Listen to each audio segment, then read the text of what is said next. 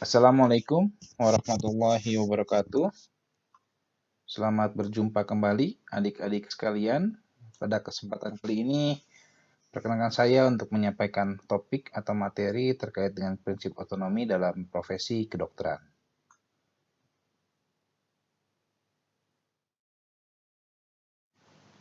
Ya, pertemuan kali ini kita buka dengan mendiskusikan 4 prinsip bioetika yang disampaikan oleh Bicham and Childress. Jadi mungkin sebelumnya adik-adik juga mungkin sempat mendengar ya, atau sempat membaca beberapa tulisan atau beberapa misalnya artikel atau jurnal yang membahas tentang 4 prinsip bioetika. 4 prinsip bioetika menurut Bicham and Childress ini adalah prinsip bioetika yang cukup luas digunakan atau dikenal dalam dunia medis. Beberapa orang menyebut keempat prinsip ini atau keempat asas ini dengan principialism atau mantra Georgetown ya, karena dirumuskan oleh kedua orang profesor dari Universitas Georgetown ya di Washington DC ya. 4 prinsip utama ini yaitu pertama otonomi, kemudian kedua non-malfeasance, yang ketiga beneficent, dan yang keempat justice. Ya. Nah, pada topik kali ini kita akan coba mendalami salah satu prinsip dalam 4 prinsip bioetika yaitu terkait dengan prinsip otonomi atau penghormatan terhadap individu. Ya, ini adalah buku referensi ya yang ditulis oleh Thomas L. Bicham dan James F. Childress ya, judulnya Principle of Biomedical Ethics. Jadi buku ini memang banyak digunakan atau banyak dijadikan rujukan oleh para profesional di bidang kesehatan ya sebagai panduan utama dalam etika biomedis. Jadi buku ini sudah diterbitkan dengan berbagai edisi ya. Jadi kalau adik-adik mencari referensi, coba cari buku atau textbook yang memiliki edisi banyak ya. Artinya kalau dengan merujuk pada publikasi edisi yang cukup banyak, artinya banyak perbaikan-perbaikan dalam bukunya, dan teori-teorinya masih relevan, masih digunakan. Ya. Karena kan prinsipnya dalam dunia akademis itu, kita bisa mempertahankan antara teori ya.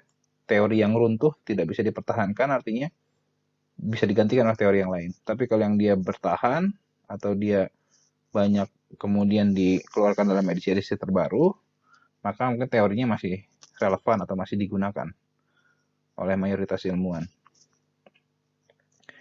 Ini buku yang bisa dijadikan referensi ya kalau adik-adik punya alokasi dana ya, bisa coba membeli ya buku Principle of Biomedical Ethics tulisan Thomas L. Bicham dan James Childress.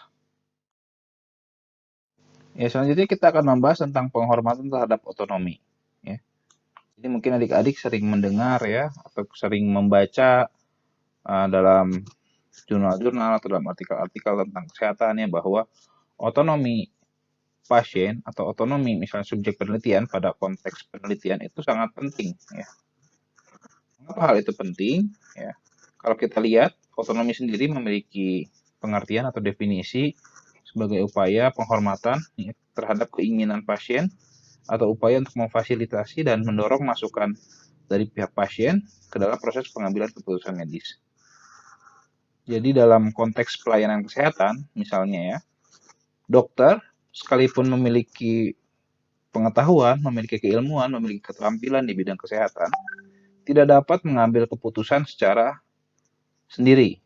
Jadi semua keputusan yang berkaitan dengan pelayanan kesehatan atau tindakan kedokteran ataupun seluruh hal yang berkaitan dengan apa yang akan dilakukan pada pasien harus diketahui dan disetujui oleh pihak pasien.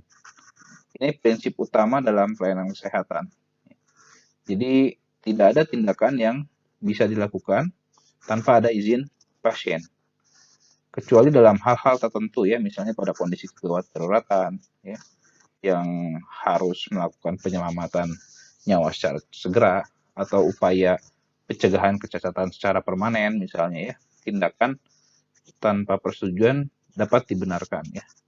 Namun bukan berarti tidak ada informasi setelahnya. Jadi setelah tindakan dilakukan, maka dokter atau tenaga kesehatan itu perlu menginformasikan segera, baik kepada pasien yang telah sadar atau kepada pihak keluarga pasien ya setelah datang.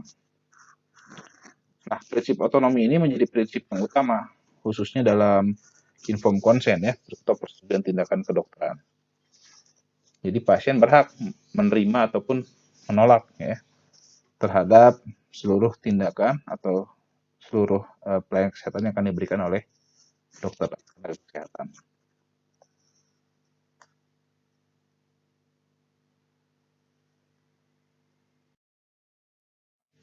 Menghormati otonomi pasien ya, berarti memberikan individu atau seseorang tersebut kekuatan yang lebih besar dalam hubungan dokter pasien. Dahulu ya, sebelum banyak para bioetisis diskusi terkait dengan prinsip-prinsip etika kedokteran, hubungan dokter pasien terkesan seperti hubungan atasan dengan bawahan. Pasien seolah-olah tidak memiliki kekuatan atau tidak memiliki daya untuk mengambil keputusan terbaik menurut pemahaman yang dia miliki terhadap dirinya, khususnya dalam pelayanan kesehatan. Nah, konteks ini kemudian menjadi bahasan serius di kalangan bioetisis ya, atau para filosofis moralis ya, yang mendiskusikan bahwa setiap individu itu memiliki hak utuh terhadap dirinya, sehingga dia perlu diberikan informasi yang utuh, informasi yang lengkap mengenai kondisi dirinya, dan berbagai alternatif tindakan yang mungkin dilakukan. Berikut risiko maupun juga keuntungannya atas setiap alternatif tersebut. Sehingga tidak ada lagi kesan bahwa seolah-olah dokter memiliki kuasa penuh terhadap pasiennya, atau seolah-olah dokter memiliki kekuatan yang lebih besar untuk menentukan tindakan atau pelayanan kesehatan yang terbaik bagi pasien. Nah, hal ini memiliki implikasi jelas ya, sehingga saat ini setiap pemeriksaan atau perawatan yang akan dilakukan, baik risiko dan manfaatnya harus diinformasikan terlebih dahulu kepada pasien. Dan tindakan yang akan dilakukan juga harus memperoleh persetujuan dari pasien. Jadi pasien ini memiliki hak untuk memperoleh informasi terkait dengan kondisi dirinya. Semua praktisi kesehatan termasuk dokter harus memberikan ruang bagi pasien untuk memperoleh informasi sebanyak-banyaknya, sesuai dengan apa yang dibutuhkan, sesuai dengan apa yang diinginkan ya. Meskipun batasan ini juga kadang di lapangan tidak terlalu jelas ya, tapi setidaknya pasien harus memperoleh informasi sehingga dia merasa siap untuk mengambil keputusan.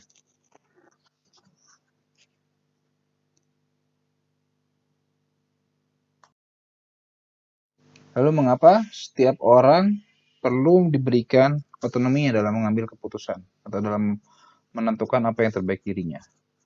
Setiap manusia itu merdeka, setiap manusia itu otonom, setiap manusia itu memiliki kebebasan dan kemampuan yang cukup untuk dapat menentukan tindakan yang terbaik untuk dirinya. Ya. Namun memang tidak semua orang bisa mengambil keputusan secara mandiri. Kita ambil contoh anak kecil misalnya. Anak kecil mungkin memiliki keinginan, tapi keinginan tersebut belum tentu yang terbaik untuk dirinya.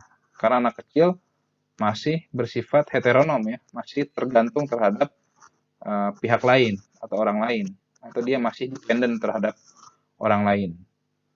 Misalnya anak kecil menangis tidak mau makan, ya, bukan berarti itu keinginan yang terbaik untuk dirinya, ya.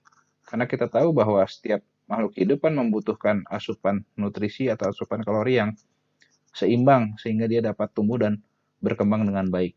Kalau mengikuti keinginan anak yang tidak mau makan, artinya justru itu menjerumuskan anak tersebut pada kondisi yang lebih buruk. Ya. Sehingga harus ada upaya untuk bisa menangani keinginan individu yang heteronom tersebut, ya, harus dibantu oleh pihak lain untuk bisa menentukan pilihan yang terbaik atau menentukan langkah terbaik bagi dirinya. Hal ini tidak berlaku bagi orang dewasa yang merdeka, yang memiliki kompetensi atau kapasitas dalam mengambil keputusan.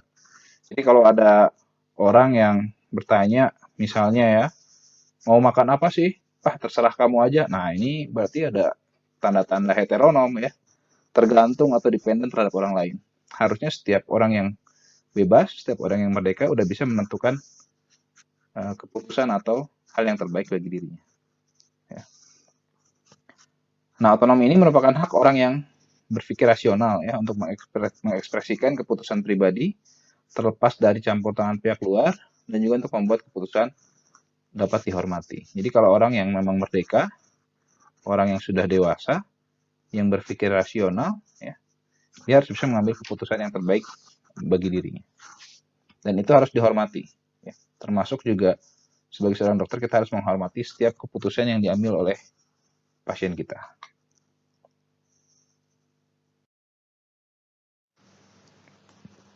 Jadi bisa dikatakan bahwa prinsip otonomi ini menempati posisi yang cukup penting ya, posisi yang cukup sentral dalam etika pelayanan kesehatan. Khususnya sih etika pelayanan kesehatan barat. Karena dalam konteks perkembangan filsafat barat ya, salah satu tokoh Immanuel Kant itu dia menggagas filosofi era pencerahan yang dimana pada pandangan tersebut setiap manusia menjadi sentral atau memiliki kuasa penuh dalam mengambil keputusan.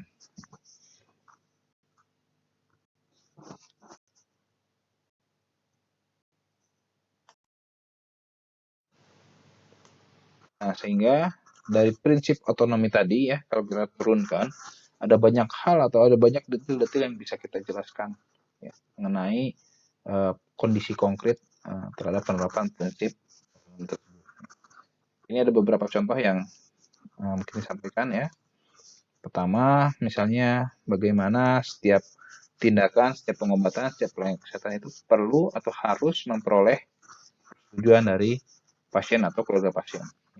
Hal tersebut nanti tentu saja akan terkait dengan konteks pasiennya ya, apakah pasien dapat mengambil keputusan secara mandiri atau pada pasien-pasien yang heteronom ya, yang memiliki gangguan mental atau memang pada anak di bawah umur ya, pengambilan keputusannya diambil oleh wali atau pengampunya ya.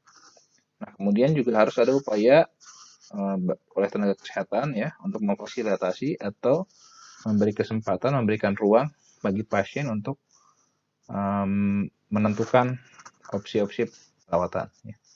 Jadi kalau misalnya ada rencana tindakan A misalnya dilakukan terhadap pasien, maka tenaga kesehatan perlu menyampaikan juga kalau memang ada alternatif tindakan yang lain. Ya. Apakah ada rencana tindakan B, tindakan C, tindakan D, berikut dengan segala risiko dan kemungkinan yang bisa terjadi. Sehingga pasien dapat memperoleh informasi yang utuh sebelum dia mengambil keputusan yang terbaik untuk dirinya ya. Nah, kemudian perlu ada juga upaya untuk menghormati bahwa setiap informasi yang disampaikan itu memiliki potensi atau mengandung potensi untuk ditolak atau pasien tidak akan melanjutkan tindakan. Ya. Jadi kalaupun ke depan misalnya pasien memilih untuk menghentikan tindakan, maka tenaga kesehatan juga harus menghormati keputusan pasien tersebut.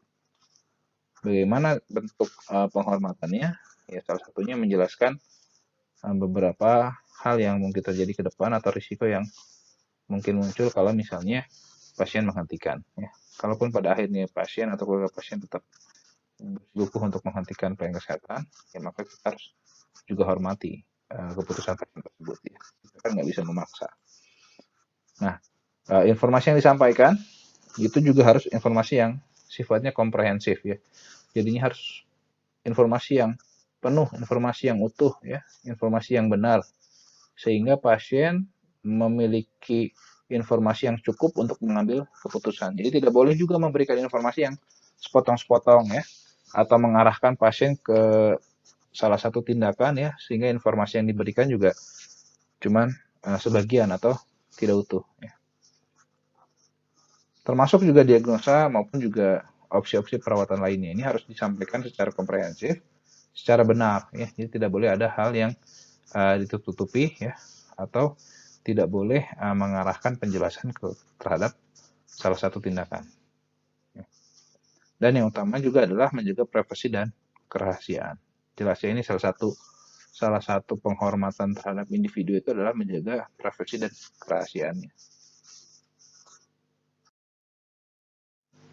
Ya, selanjutnya ini bagaimana pada kondisi-kondisi khusus ya. Ternyata otonomi individu ini juga tidak berarti kebebasan yang sebebas-bebasnya ya. Ada pembatasan-pembatasan pada kondisi khusus ya. Saya ambil contoh pada kondisi COVID-19 ini nih. Ini kan kita sedang menghadapi kondisi pandemi ya. Sehingga dalam konteks wabah ya, ada juga pembatasan pada otonomi individu. Kenapa?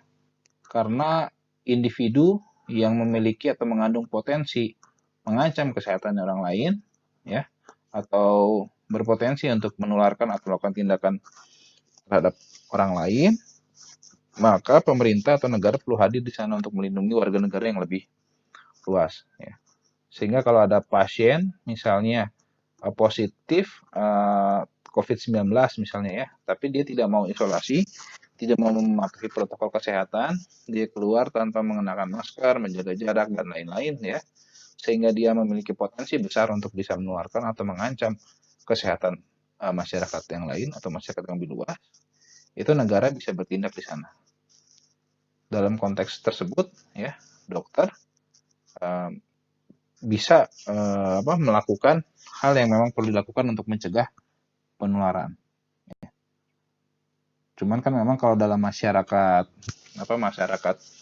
sipil ya sebaiknya memang pemerintah yang bertindak ya, karena kalau misalnya tidak melibatkan aparat pemerintahan yang sah, ya khawatir terjadi konflik sosial ya di masyarakat.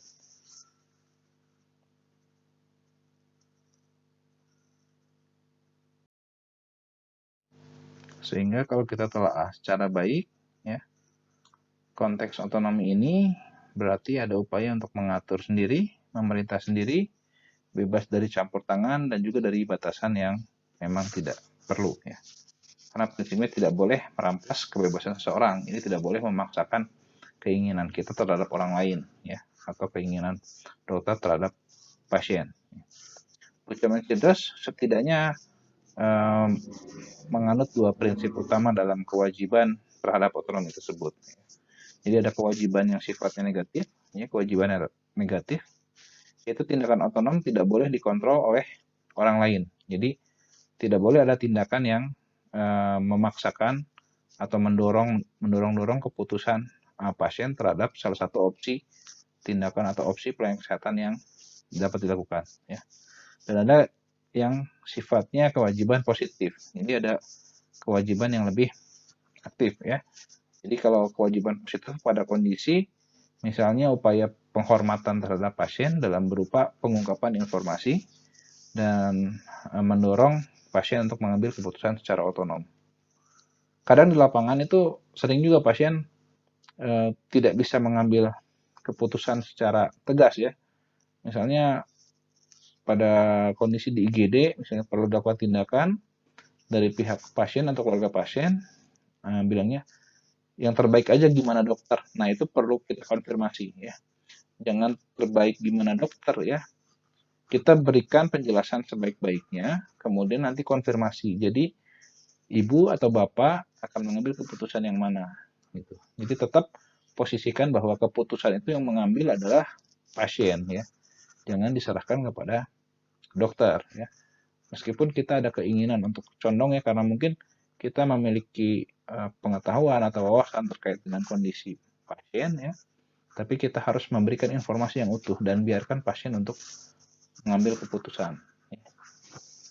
Jadi seperti itu. Ini bentuk penghormatannya ya. Jadi upaya menghormati itu setidak-tidaknya membutuhkan satu penyampaian yang sebenarnya. Artinya informasi yang disampaikan adalah informasi yang benar ya. Tidak ada upaya untuk memanipulasi informasi. Kemudian yang kedua, ada upaya penghormatan terhadap privasi orang lain. Ini prinsip yang utama juga ya. Jadi prinsipnya penghormatan terhadap individu itu termasuk melindungi data atau informasi yang sifatnya privasi. Ya. Perlindungan informasi rahasia. Ya. Kemudian mendapatkan persetujuan untuk intervensi terhadap pasien. Nah, tadi sudah dijelaskan ya, bahwa setiap tindakan harus memperoleh persetujuan. Karena tanpa memperoleh persetujuan, artinya dokter sedang melakukan tindakan penganiayaan. Ya. Kan dokter menyuntik tuh, menusukkan jarum suntik ke tubuh pasien. Meskipun tujuannya baik, tapi kalau pasiennya misalnya tidak mau disuntik, ya jangan dipaksa. Ya. Kecuali memang pada kondisi-kondisi yang sifatnya darurat ya, untuk menyelamatkan nyawa atau menghindari kecacatan permanen. Ya. Saat ditanya, maka bantu orang lain untuk membuat keputusan penting. Jadi ketika ditanya oleh pasien, ya berikan informasi yang adequate ya, informasi yang cukup sehingga orang tersebut bisa terbantu untuk mengambil keputusan yang terbaik bagi dirinya. Untuk tercapai persetujuan yang baik dan benar ya, maka ada beberapa hal yang juga perlu dipenuhi. Pertama, kesukarelaan ya. Jadi pasien harus menghendaki tindakan ya ataupun semua pelayanan kesehatan tanpa ada kendali atau pengaruh dari pihak lain ya. Kemudian seseorang tersebut juga harus memiliki kompetensi dalam pengambilan keputusan seperti yang tadi saya sampaikan ya. Jadi pada kondisi anak kecil mungkin dia belum kompeten dalam mengambil keputusan ya. Ataupun orang yang sudah dewasa tapi mengalami gangguan mental sehingga tidak bisa mengambil keputusan ya. Pada kondisi seperti itu ya berarti orang tersebut tidak kompeten dalam mengambil keputusan sehingga harus diwakilkan oleh walinya atau pengampunya. Kemudian harus bebas dari paksaan. Jadi setiap keputusan harus dibebaskan dari paksaan. Entah itu paksaan yang bersifat fisik atau paksaan yang bersifat psikis ataupun paksaan dalam bentuk lainnya. Kemudian juga harus bebas dari persuasi. Jadi harus bebas dari bujukan-bujukan ya, pengarahan-pengarahan ya, diarahkan misalnya untuk melakukan tindakan tertentu misalnya, itu nggak boleh ya. Kemudian harus bebas dari manipulasi. Nah, ini informasi yang disampaikan harus utuh ya, jadi tidak boleh ada manipulasi, memberikan informasi sebagian ya untuk mengarahkan terhadap salah satu tindakan ataupun yang lainnya, itu nggak boleh ya. Dan informasi yang disampaikan harus benar ya, dan harus lengkap, harus cukup bagi pasien untuk bisa mengambil keputusan yang baik. Nah, ini salah satu penerapan dari prinsip otonomi ya. Di implementasi prinsip otonomi ini sudah dituangkan dalam butir-butir kewajiban seorang dokter dalam Kode Etik Kedokteran Indonesia. Secara umum kan dokter itu memiliki 4 kewajiban ya dalam Kode Etik Kedokteran Indonesia itu.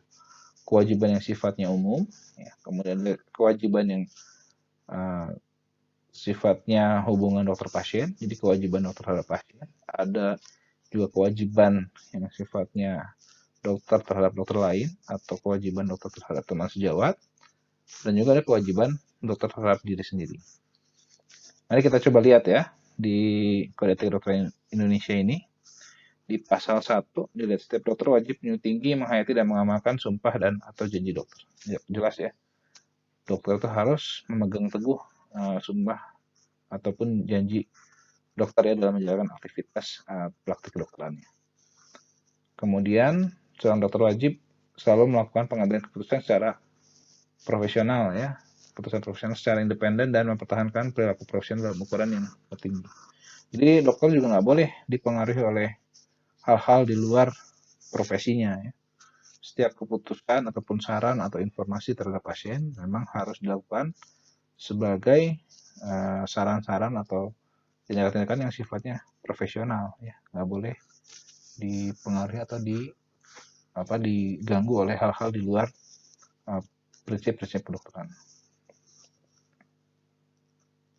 Nah, ini dalam melaksanakan pekerjaan kedokterannya, seorang dokter tidak boleh dipengaruhi oleh sesuatu yang melibatkan hilangnya kebebasan dan kemandirian profesi. Ya, tadi ya, memang dalam menjalankan profesinya juga dokter harus otonom ya.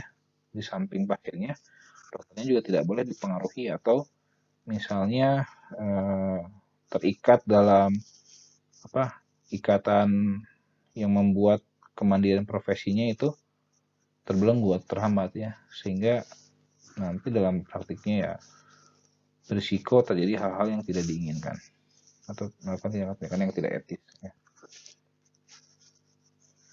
Nah,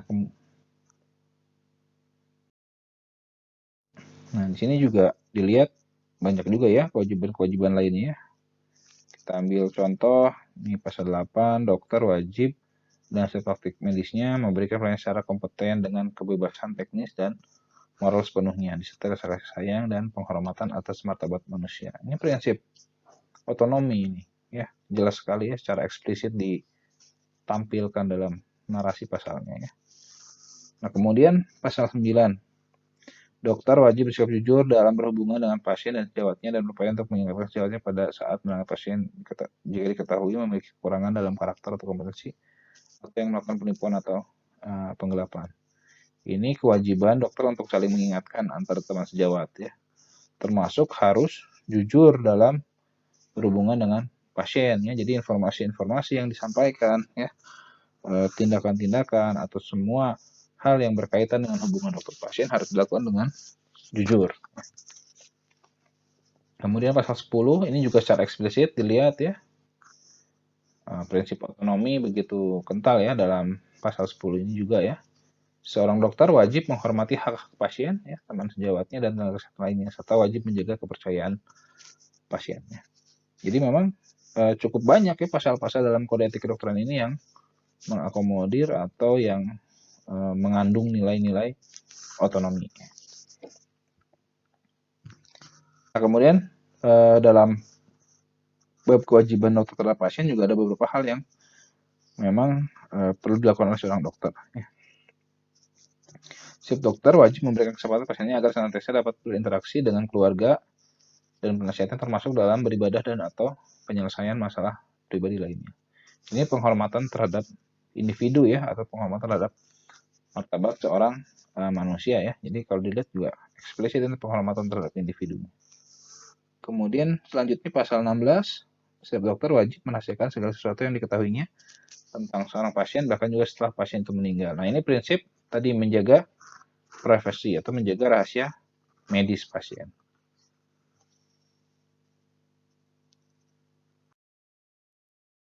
Ya baik, adik-adik, mungkin pemaparan dari saya cukup sekian. Mudah-mudahan adik-adik tidak puas sehingga terus mencari lagi bacaan atau referensi-referensi terkait dengan otonomi dalam pelayanan kesehatan ya, sehingga menjadi bahan diskusi kita ke depan. Silakan jika ada pertanyaan atau yang ingin didiskusikan bisa disampaikan kepada saya. Oke, saya cukupkan ya pertemuan kali ini. Terima kasih atas perhatiannya. Wabillahi taufiq wal hidayah. Wassalamualaikum warahmatullahi wabarakatuh.